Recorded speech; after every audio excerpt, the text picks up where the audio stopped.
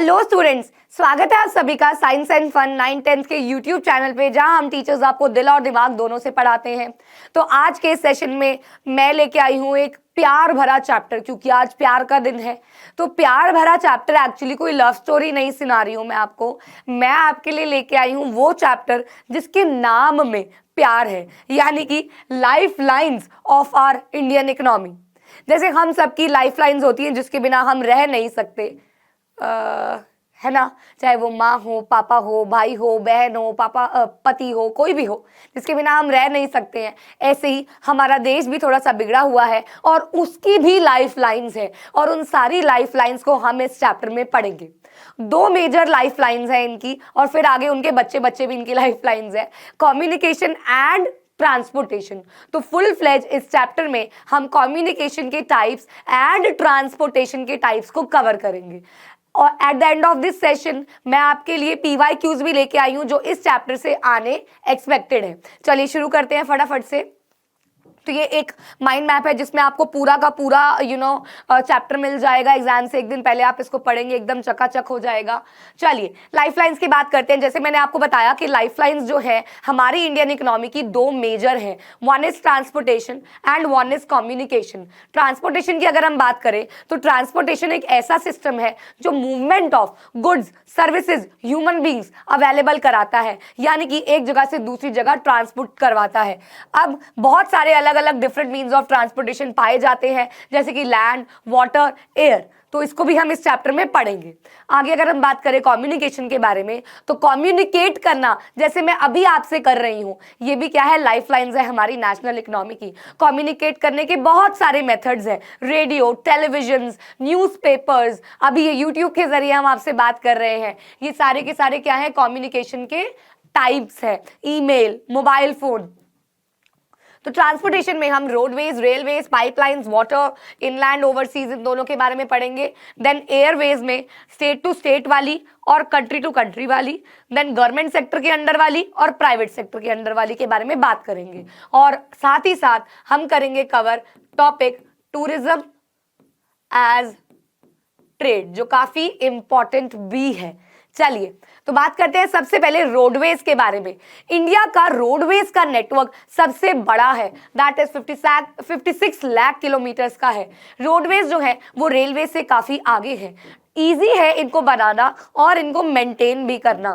तो क्वेश्चन आ जाता है बेटा, बहुत ही इंपॉर्टेंट येट कंफ्यूजिंग, क्योंकि बच्चे, इंटेलिजेंट बच्चे इस क्वेश्चन को गलत करके आ जाते हैं, क्योंकि वो समझ नहीं पाते कि क्वेश्चन बोल क्या रहा है। तो हमेशा हिंदी करो।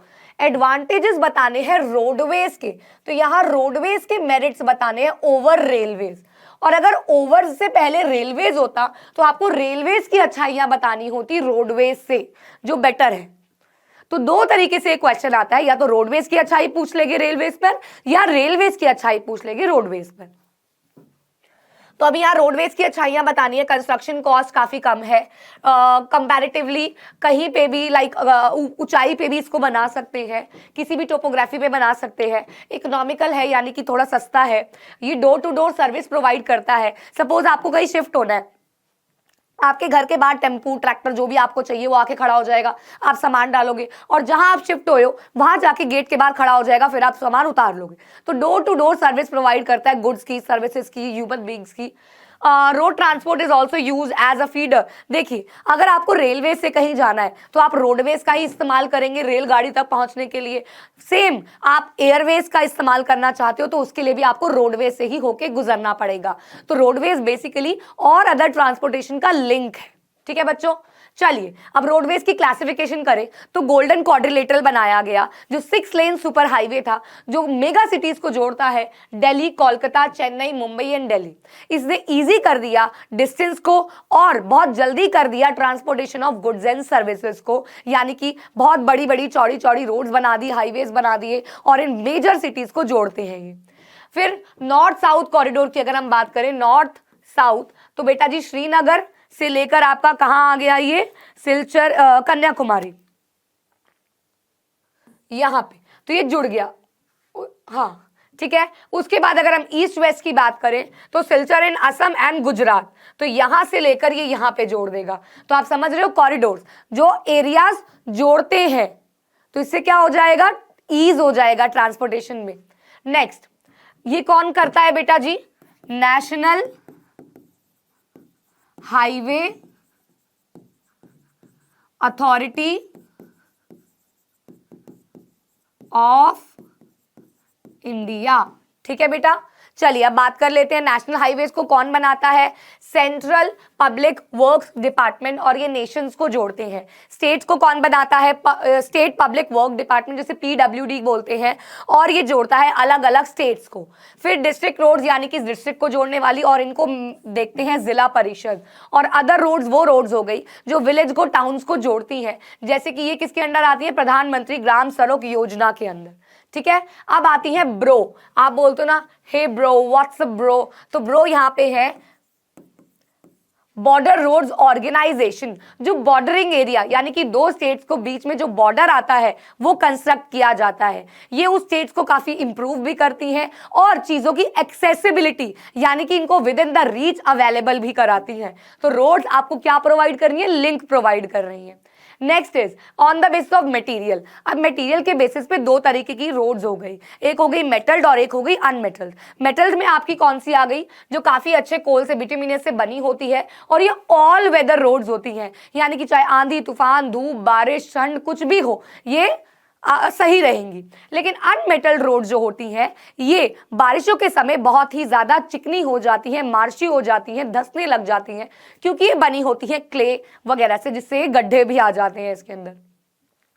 मेजर चैलेंज क्या है रोड ट्रांसपोर्ट का, तो मेजर चैलेंज क्या है बच्चों, हाफ ऑफ द रोड जो है वो अनमेटल्ड है, रोड जो है वो इनसफिशिएंट है, बाकी सारे ट्रांसपोर्टेशन से अगर देखा जाए काफी पतली है, काफी क्राउडेड है। आप देखते हो सड़क कितनी होती है, इतनी तो लोगों ने पार्किंग ही लगा रखी होती है ना, इतनी पॉपुलेशन है हमारे देश में, ट्रैफिक जैम्स लग जाते हैं, और नेशनल हाईवेज भी इस प्रॉब्लम को ओवरकम करने में अभी भी सक्सेसफुल नहीं हुए हैं। चले आगे बच्चों, next is railways. Now rail, अभी रोडवेज खत्म हो गया है, अब दूसरी बात कर रहे हैं, रेलवेज की बात कर रहे हैं। रेलवे जो है वो एक प्रिंसिपल मोड ऑफ ट्रांसपोर्टेशन है, ये अवेलेबल, ये भी सस्ता है बेटा, ये लोगों को गुड्स को सर्विसेज को पहुंचाने में हेल्प करता है। ब्रिटिशर्स जब इसको लेके आए तो ट्रेड हमारे देश में काफी गुना इंप्रूव हुआ। यही सारे ये इंटीग्रेट करता है, 16 जोन्स है, एरिया बता रखा है कितना कवर करता है। देन मेन चैलेंजेस क्या है बेटा, इसको ले करना अलग अलग टोपोग्राफी में मुश्किल है, माउंटेनियस रीजन में काफी मुश्किल हो जाता है इसको ले डाउन करना, पॉपुलेशन भी वहां पे काफी कम पाई जाती है। यहाँ पे कंस्ट्रक्शन ब्रिजेस वगैरह भी बनाने पड़ते हैं, अगर पानी के ऊपर रिवर्स के ऊपर से जाना है तो पहले ब्रिज कंस्ट्रक्ट करो, फिर उसमें लाइन रेलवे लाइन डालो, फिर ऊपर से रेलगाड़ी जाएगी। तो हर एक जगह माउंटेनियस हो या पानी वाला हो या डेजर्टेड हो, हर जगह पे रेलवेज को बिछाना थोड़ा मुश्किल होता है। तो चैलेंजेस क्या है, बहुत बार क्या हो जाता है, रेल की पटरी जो होती है ना वो धंस जाती है, क्योंकि वो कच्ची होती है, वो धंस जाती है अंदर, और इसको ले करने का यानी कि बिछाने का कॉस्ट भी काफी अधिक होता है रोडवे से कंपेयर करो तो कुछ रेलवे जोन्स के वैसे 16 जोन्स हैं, मैंने जस्ट फॉर नॉलेज दे रखा है। नॉर्दर्न रेलवे जो जोन है उसको न्यू दिल्ली में हेडक्वार्टर है, वेस्टर्न का मुंबई में है, और सदर्न का चेन्नई में है। ठीक है बेटा, जस्ट फॉर एक्स्ट्रा नॉलेज। चलिए, इंडियन रेलवेज में क्या क्या प्रॉब्लम्स फेस की जाती हैं। बहुत सारे नालायक बच्चे बड़े होते हैं जो क्या करते हैं, बिना टिकट्स के ट्रैवल करते हैं। देन थेफ्ट, चोरी चकारी, रेलवेज के जो इक्विपमेंट्स है उसको तोड़ देना, और लोग अननेसेसरी चेन भी खींचते हैं मजे मजे के लिए। बेटा चेन खींचने से प्रॉब्लम क्या होती है, बच्चे पूछते हैं। तो प्रॉब्लम ये होती है चेन खींचने से एकदम से रेलवे रुक जाती है, और रुकने की वजह से जब उसको दोबारा स्टार्ट किया जाएगा तो एनर्जी कंज्यूम होगी, और ये एनर्जी दोबारा फिर यूज की जाएगी, तो ज्यादा एनर्जी का यूसेज हो जाएगा अगर हम बेफालतू में ट्रेन को रोकेंगे, और टाइम भी वेस्ट होगा। अब आता है third lifeline, that is pipeline. ये ट्रांसपोर्टेशन मैप में नहीं है, पहले इसके थ्रू वाटर तो ट्रांसपोर्ट किया जाता था, अब यहाँ गैस, लिक्विड, पेट्रोलियम, ये जो आपके नेचुरल गैस वगैरह होती है ये सब भी ट्रांसपोर्ट की जाने लग गई है। अब तो बहुत सारे घरों में गैस पाइपलाइन भी लग चुकी है, पहले सिलेंडर्स होते थे, अब गैस पाइपलाइन लग चुकी है। सिलेंडर खत्म हो गया तो भागो इधर उधर, लेकिन गैस पाइपलाइन से 24 घंटे आपके पास गैस आएगी, और आपको बस जैसे इलेक्ट्रिसिटी बिल पे करते हो वैसे आपको गैस का बिल पे करना है। तो काफी फास्ट है। देखिए इनिशियल कॉस्ट इसको ले डाउन करने की काफी अधिक होती है, लेकिन सालों साल इसको यूज करके वो कंपनसेट हो जाती है। ठीक है बच्चों, तो बात कर रहे हैं, तो पहले इसको यूज किया जाता था सिर्फ वाटर के लिए भेजने के लिए, लेकिन अब क्रूड ऑयल, पेट्रोलियम प्रोडक्ट्स भी भेजे जाते हैं बहुत सारी इंडस्ट्रीज में और थर्मल पावर प्लांट्स में।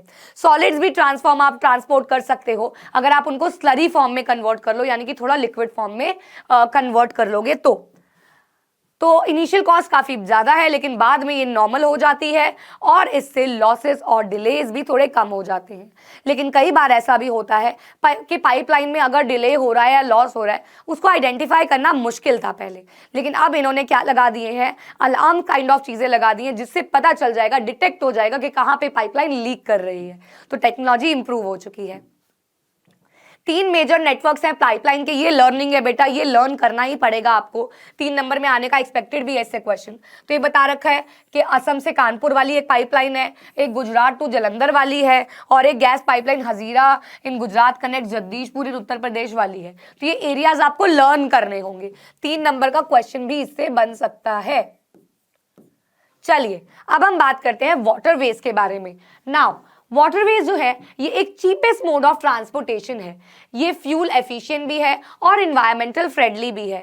ये सूटेबल है for carrying heavy and bulky goods.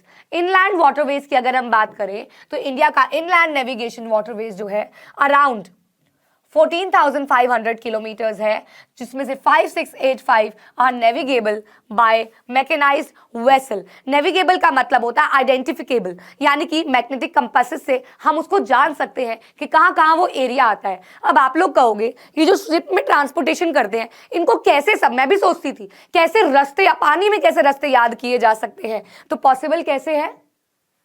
तो पॉसिबल कैसे है बेटा, पानी में रास्ते याद करना है, यानी कि इनके पास कंपासेस होते हैं और इससे पता चलते हैं। और जैसे हमारे हाईवेज होते हैं वैसे ही नेशनल वाटरवेज भी होते हैं बच्चों। तो इंडिया के वाटरवेज की बात करें, ये देखो number 1 Ganga river between Allahabad and Haldia, ये आपको डिस्टेंस भी दे रखा है। Number 2 Brahmaputra river between Sadiya and Dhubri, area दे रखा है। Number 3 west coast canal in Kerala and Udyogamandal चंपकरा canal समझते हो, जहां से इरिगेशन के लिए पानी जाता है। नंबर 4 गोदावरी और कृष्णा रिवर्स के बीच में। And number 5 Brahmani along with Matai river delta channels of Mahanadi. नहीं लर्न करना, इतना नहीं लर्न करना। नंबर 1 और नंबर 2 और नंबर 3 कर लो, 4 और 5 बहुत कंफ्यूजिंग है, वो मत करो। चलो अब तो था इनलैंड वाला, अब ओवरसीज आ गया है बेटा। कंट्री टू कंट्री आपको भेजना है। India trade with foreign countries is carried from the ports. There are 2 major and 200 notified non major minor intermediate ports in India. Oh my God, international ports में 2 major है और 200 ऐसे भी ports हैं जिनको अभी तक पहचान ही नहीं मिली है, लेकिन वहां से इंटरनेशनल ट्रेड किया जाता है वाटरवेज के through. Major sea ports, long coastal line है 7,516.6 की, 12 major and 200 notified non major है। मेजर पोर्ट जो है वो 95% पूरा पोर्ट को कैरी करती हैं अपने अंडर।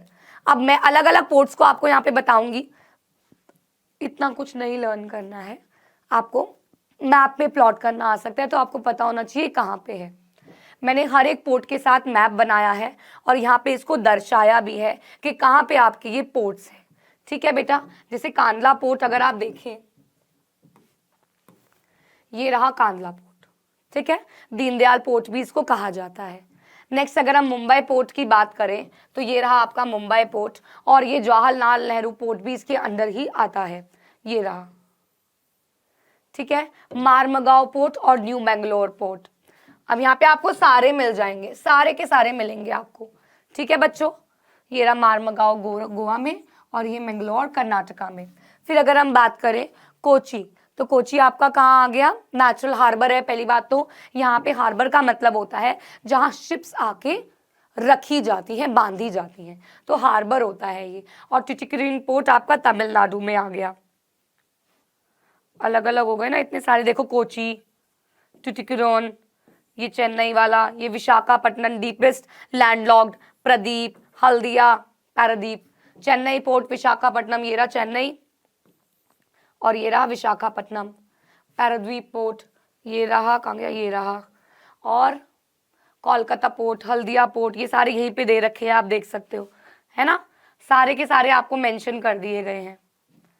नाउ अब हम बात करते हैं एयरवेज के बारे में। तो एयरवेज क्या होती है, जो हवा में आप बैठ के जाते हो, पूरी दुनिया देखते हो, उसे एयरवेज बोलते हैं। तो air travel is the fastest mode and comfortable and obviously बात है काफ़ी ज़्यादा प्रेस्टिजियस भी है। ये बहुत डिफिकल्ट टेरेन्स जैसे कि माउंटेन्स, रिवर्स, डेजर्ट्स को कवर कर लेता है, क्योंकि हवा में है ना बच्चों। एयर ट्रांसपोर्ट नेशनलाइज हुआ 1953 में। Air India provides domestic and international air service. Pawan Hans helicopters limited provide helicopter services, जो ऑयल एंड नेचुरल गैस को क्या करते हैं, एक्सेसिबल बनाते हैं ऐसे एरियाज में जहां और किसी ट्रांसपोर्टेशन का जाना थोड़ा मुश्किल है। Eastern states and the interior parts of Jammu and Kashmir, Himachal Pradesh and Uttarakhand, ये यहाँ तक भी पहुंचाते हैं ONGC के under. ONGC oil and natural gas corporation. Importance क्या है एयर ट्रांसपोर्ट की, ये फास्टेस्ट है बाकी सब में, ये काफ़ी कंफर्टेबल है, ये काफ़ी प्रेस्टिजियस है, ये कवर कर सकता है डिफिकल्ट टेरेन्स, और ये बॉर्डर तक भी पहुंच सकता है। इंटरनेशनल की अगर हम बात करें तो काफ़ी कस्टम्स होते हैं, दिल्ली, मुंबई, कोलकाता, चेन्नई, तिरुवनंतपुरम, मेजर जगहों से यहाँ से क्या होते हैं, इंटरनेशनल फ्लाइट्स भी निकलती हैं। डोमेस्टिक एयरपोर्ट की अगर हम बात करें तो 134 एयरपोर्ट्स हैं जो डोमेस्टिक है, and AAI that is airport authority of India operates 122 airports. And देखो एयरपोर्ट्स तो बहुत सारे हैं, लेकिन हर एक एयरपोर्ट से हर जगह की फ्लाइट नहीं निकलती है। जैसे दिल्ली का एयरपोर्ट सबसे बड़ा एयरपोर्ट है, अगर आपको इंटरनेशनल फ्लाइट पे भी जाना है तो बहुत सारे चंडीगढ़ एटसेट्रा के लोग यहाँ आते हैं और इसी पोर्ट से ट्रैवल करते हैं। ठीक है, अब अभी यहाँ पे हमने बात कर ली ट्रांसपोर्टेशन की, Airways, waterways, roadways, railways and pipelines, पांचों के बारे में हमने पढ़ लिया है। अब हम बात करेंगे बेटा जी कम्युनिकेशन के बारे में।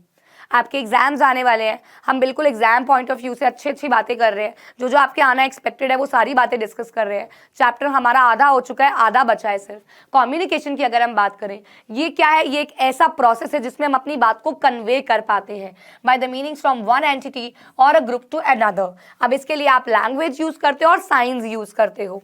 From the earliest times human beings have felt the need to communicate with each other. तो लैंग्वेज आ गई जिसने बहुत ईजी कर दिया, और अब तो टेक्नोलॉजी आ गई जिसने दूर दराज बैठे हुए माँ बेटे को, पति पत्नी को बात करने पे इजी कर दिया। कम्युनिकेशन की अगर हम बात करें तो पर्सनल मतलब जैसे मैं अभी कॉल पे किसी से बात कर रही हूँ वो पर्सनल हो गया, या आमने सामने दो जने बात कर रहे हैं वो पर्सनल हो गया। लेकिन मास कम्युनिकेशन जैसे अभी मैं पढ़ा रही हूँ और बहुत सारे बच्चे यहाँ यूट्यूब पे पढ़ रहे हैं, तो वो मास कम्युनिकेशन हो गया। Major means of communication, personal communication, cards or envelopes के through. Second class mail includes book, packets, registered newspapers and periodicals, that is journals वगैरह जो होते हैं. To facilitate quick delivery, mails in large towns and cities, 6 mail channels. अब देखो जैसे highways बनाए गए ट्रांसपोर्टेशन के लिए, वैसे ही मेल्स क्लासेस बनाई गई जिससे मेल्स जो हो बहुत ईजी हो। देखो लेटर बॉक्स में पत्र आया, उस पत्र को पोस्टमैन लेके आया, बिछाया और उसको क्या किया, सॉर्ट किया, ये किस एरिया का है, किस एरिया का है, किस एरिया का है, और फिर इसको इनके नेटवर्क्स इतने स्ट्रांग होते हैं, बहुत फास्ट सर्विस के साथ इसको भेज दिया जाता है उस पर्टिकुलर जगह पे। तो sorting is the process, otherwise everything is so fast, क्योंकि इनके नेटवर्क्स इतने बिल्ड हो चुके होते हैं, ईमेल चैनल्स बिल्ड हो चुके होते हैं। ठीक है, अब मास में न्यूज़पेपर आ गया, एंटरटेनमेंट के लिए लोगों के लिए मूवीज आ गई। The Central Board of Film Certification is the authority to certify both Indian and foreign films. All India Radio आ गया, आकाशवाणी ब्रॉडकास्ट, रेडियोज वगैरह जो भी होते हैं आपके, दूरदर्शन आ गया। मास कम्युनिकेशन के एडवांटेजेस क्या है, अवेयरनेस फैलाता है, एंटरटेनमेंट है, नॉलेज देता है, बहुत सारे लोगों को एक साथ नॉलेजेबल बनाता है, स्पोर्ट्स हो गया या कोई स्कीम्स आ रही हैं उसके बारे में हो गया। दूरदर्शन एक ऐसा चैनल है जो बिना किसी सब्सक्रिप्शन के आपको मिलता है, और वहाँ बेसिक न्यूज़, बच्चों के लिए कार्टून, सब कुछ थोड़ा थोड़ा आता है, चित्रहार हम बचपन में देखते थे। ठीक है, अब अगर हम बात करें लास्ट टॉपिक आपका आ जाता है ट्रेड। ट्रेड यानी कि exchange of goods between two parties such as people, state, countries is called trade. Trade मतलब आदान प्रदान ऑफ गुड्स एंड सर्विसेज, लेना देना of goods and services. International trade की अगर हम बात करें, जब आप इंटरनेशनल लेवल पे ट्रेड करते हो यानी कि कंट्री टू कंट्री ट्रेड करते हो, उसे इंटरनेशनल ट्रेड या फिर फॉरेन ट्रेड भी कहा जाता है, जो आपने ग्लोबलाइजेशन चैप्टर में भी पढ़ा है, फॉरेन ट्रेड। ठीक है बच्चों। इकोनॉमिक बैरोमीटर की अगर हम बात करें तो advancements of international trade of a country is an index to its economic prosperity. It is therefore considered the economic barometer of a country. That is, in terms of financially, economic barometer identify करता है कि कितने trade का आदान प्रदान हो रहा है. It's not at all important from the exam point of view. It's just a knowledge. Now, what is balance of trade? Class 11-12 में when you will take commerce, तो आपको economics में balance of trade मिलेगा. Balance of trade is basically a balance sheet. I know this word is very new for you. Very new for you. Obviously बात है, क्योंकि अभी आप 11th में जाने ही वाले और बहुत सारे बच्चे इसमें से कॉमर्स लेंगे, तो बैलेंस शीट तो बेटा आपके लाइफ का एक हिस्सा बन जाएगी। तो बैलेंस शीट में बेसिकली दो साइड्स होती हैं। अभी इस बैलेंस शीट में एक साइड होंगे इंपोर्ट्स और दूसरी साइड्स होंगे बच्चों एक्सपोर्ट्स। इंपोर्ट्स मतलब जो चीजें आप मंगवा रहे हो, एक्सपोर्ट मतलब जो आप बाहर भेज रहे हो। तो इंपोर्ट्स अगर ग्रेटर हुए एक्सपोर्ट से, तो बैलेंस शीट जो होगी वो अनफेवरेबल बैलेंस दिखाएगी, दैट इज नेगेटिव बैलेंस, क्योंकि आप चीजें मंगवा ज्यादा रहे हो और खुद कम भेज रहे हो। और अगर वैसा वर्सा होगा, एक्सपोर्ट्स ग्रेटर होंगे इंपोर्ट से, तो बैलेंस शीट फेवरेबल हंसी खुशी वाला रिजल्ट शो करेगी, यानी कि आप भेज ज्यादा रहे हो और मंगवा कम रहे हो। तो export and import of are the components of the trade. The balance of trade is the difference between export and import. जैसे मैंने आपको बताया, अगर imports export से बड़े होंगे तो unfavorable, और अगर exports import से बड़े होंगे तो favorable। ठीक है, चलिए ये सारी बात यहां लिखी हुई है। Exported and imported commodities. The commodities exported from India to other countries include gems, jewelry, chemicals, related products, agriculture, allied products, etc. Allied मतलब mixture of products. India has emerged as a software giant at the international level and it is earning large foreign exchange through export. और ये चीज और भी बेहतर बना दी globalisation ने हमारी लाइफ में एंटर करके। ग्लोबलाइजेशन से इंटरनेशनल ट्रेड में काफी इंप्रूवमेंट आया। Now people started to invest in foreign companies and वहां से उनको काफी रिटर्न्स भी मिलते हैं।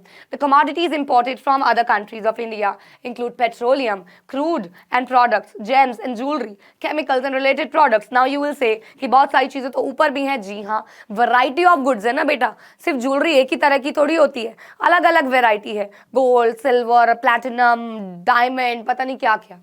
अब हम बात करते हैं tourism as a trade. Now we all know what is tourism. Tourism का मतलब होता है दूर दराज देश में जाना और वहां घूम के आना, लेकिन घूमने को हमने ट्रेड कैसे बना दिया, इनकम का जरिया कैसे बना दिया। तो टूरिज्म प्रमोट करता है इंटीग्रेट करना नेशनल और इंटरनेशनल लेवल पे, क्योंकि ये हैंडीक्राफ्ट और कल्चरल प्रोडक्ट्स को काफ़ी ज़्यादा प्रमोट करता है। बाहर से जब एक अंग्रेजी मैडम आएंगी और वो बोलेंगी भैया हाउ मच दिस झुमका cost for, and he will say 150, उतने का जितना हम 10 रुपए में खरीदते हैं, तो she will say oh my god India is so cheap, wow it's so beautiful, I would love to take this. वो बहुत खुश हो जाएगी 150 रुपए में, और हमारे देश का हो जाएगा प्रॉफिट, और साथ ही साथ हमारा कल्चर जाएगा बाहर के देशों में। तो ये कहलाता है tourism as a trade. New forms of tourism now, heritage tourism, eco-tourism, adventure tourism, business tourism, cultural, medical, etc. etc. 2.6 million foreign tourist आते हैं इंडिया में हर साल, और काफ़ी ज़्यादा क्या करके जाते हैं, हमारे देश को फ़ायदा दिला के जाते हैं। Now, this is a question. This is the question now. How is tourism helpful in the development. बेटा टूरिज्म जो है वो काफ़ी ग्रो किया है पिछले 30 सालों में। 15 मिलियन से भी ज़्यादा लोग ऐसे हैं जो डायरेक्टली इस इंडस्ट्री में एंगेज्ड हैं, as a tourist guide, as a sellers, वहाँ पे जो बेच रहे हैं, बाहर जनपद में बैठे हुए हैं लोग, बहुत सारे गोरे फॉरेनर्स वहाँ आते हैं। Tourism also promotes national integration, nation को जोड़ना, डेवलपमेंट करना इंटरनेशनल और नेशनल लेवल पे, लोकल हैंडीक्राफ्ट और कल्चर को दूर तक पहुंचाना, और साथ ही साथ फॉरेन एक्सचेंज रेट में इंप्रूवमेंट लेके आना, क्योंकि अगर बाहर से आए हुए लोगों को हमारे प्रोडक्ट्स पसंद आएंगे तो वहां अपने देश में भी वो जाके उसको बनाना पसंद करेंगे। Next, why the transport and means of communication are called the lifelines of economy. Question है बेटा, क्यों ट्रांसपोर्ट और कम्युनिकेशन को लाइफ लाइन कहा जाता है? जैसे आपकी लाइफ लाइन है बाबू सोना नोना मोना बाबू तुमने खाना खाया, तो ऐसे ही हमारी इकोनॉमी के लिए उनका बाबू कौन है? Communication and technology. हाँ, लेकिन इनकी दो दो हैं, हम एक ही बना सकते हैं ना। चलो, the trade transport and communication are complementary to each other. Connect करता है बहुत दूर दूर के एरियाज को, इनकरेज करता है नेशनल इंटरनेशनल टूरिज्म को, और फॉरेन एक्सचेंज को भी काफ़ी, वो सारी बातें कंफर्टेबल है, इजी है, एक्सेट्रा। नाउ कुछ क्वेश्चंस हैं जो मैं लेके आई हूँ, इसके अलावा भी 3-4 क्वेश्चंस हैं जो काफ़ी रिपीटेडली आ रहे हैं, एक बार उसको डिस्कस कर लेते हैं। अदरवाइज हमारा चैप्टर तो पूरा हो गया है, समाप्त, खत्म, एवरीथिंग इज डन। अगर कोई भी डाउट है तो आप कमेंट्स में लिख सकते हो, नो प्रॉब्लम, बिंदास जगह मैं रिप्लाई कर देती हूँ। नहीं तो आप मेरे इंस्टाग्राम पे भी मुझे DM करके पूछ सकते हो, Reema Ghai is my name, and यही नाम से मैं आपको इंस्टाग्राम पे मिल जाऊंगी। तो what are the advantages of roads over railways, मैं ऑलरेडी डिस्कस कर चुकी हूँ। यहाँ पे रोडवेज के, ये बहुत आ रहा है क्वेश्चन बच्चों, मेरिट्स पूछ रहे हैं, बहुत आ रहा है ये क्वेश्चन, ठीक है। The problems face by road transport, अब यहां उनके डीमेरिट्स लिखने हैं, क्या प्रॉब्लम आ रही है? एडिक्वेट नहीं है, बाकी सारे ट्रांसपोर्टेशन से मडी हो जाता है, धंस जाती है ज़मीनें, अनमेटल रोड्स बहुत सारी हैं, लोगों ने बहुत ट्रैफिक जैम कर देते हैं, वो सारी बातें आएंगी। डिफरेंट टाइप्स ऑफ रोड्स बतानी है, super highways, national highways, state highways, other roads, border roads, सारी डिस्कस की है इसी क्लास में। एयर ट्रैवल प्रेफर क्यों किया जाता है नॉर्थ ईस्टर्न स्टेट्स में? क्योंकि नॉर्थ ईस्टर्न जगहों पे माउंटेन्स हैं और बाकी सारे ट्रांसपोर्टेशन सिस्टम से सबसे ज़्यादा क्विक, फास्ट और अप्रोप्रिएट एयर ट्रांसपोर्ट ही है, क्योंकि ये किसी भी टेरेन को हडल नहीं समझता और यूं श्यूं से उड़ के जहाँ पे लैंड करना होता है कर देता है और आपका सामान सेफली पहुंचा भी देता है। तो इसी के साथ हमारे ये सेशन होता है ख़त्म। आई होप आपको सब कुछ क्रिस्टल क्लियर हो गया होगा। बोर्ड एग्जाम्स आने वाले हैं, हम यूट्यूब पे डेली ऑलमोस्ट लाइव जा रहे हैं, रिकॉर्डेड डाल रहे हैं, ऐप पे साइंस एंड फन की ऐप पे आपको मिल रहे हैं लेक्चर्स डेली, TTS में 3 बजे, MWF में यहाँ। तो बहुत मेहनत कर रहे हैं बच्चों हम आपके लिए, आप भी हमारे साथ मेहनत कीजिए। आपके मार्क्स आने हमारे लिए सबसे अहम प्रायोरिटी है इस टाइम पे, बाकी सारी चीज़ों से ऊपर है। तो आपको भी वो चीज़ें हमें प्रोवाइड करनी है जो हमें चाहिए, दैट इज़ रिजल्ट, ठीक है। आपको इस सेशन की PPT भी मिल जाएगी साइंस एंड फन की ऐप पे, जो प्ले स्टोर और ऐप स्टोर पे अवेलेबल है, और वहाँ और भी बहुत सारा फ्री मटेरियल आपको मिल जाएगा, जैसे कि PDF notes, hand written notes, test series, quizzes, etcetera etcetera, और रिकॉर्डेड बहुत सारे लेक्चर्स, ठीक है बच्चों। तो मिलते हैं ऐसे ही धमाकेदार से अगले सेशन में, जहां एक और चैप्टर 1 शॉट में मैं आपके लिए लाऊंगी। अगर आपकी कोई स्पेसिफिक डिमांड है तो आप मुझे कमेंट्स में ज़रूर मेंशन कर दीजिएगा, उसके ऊपर बिल्कुल गौर फरमाया जाएगा और वही नेक्स्ट क्लास में आपके लिए लेके आया जाएगा। मिलते हैं अगले सेशन में, तब तक के लिए धन्यवाद।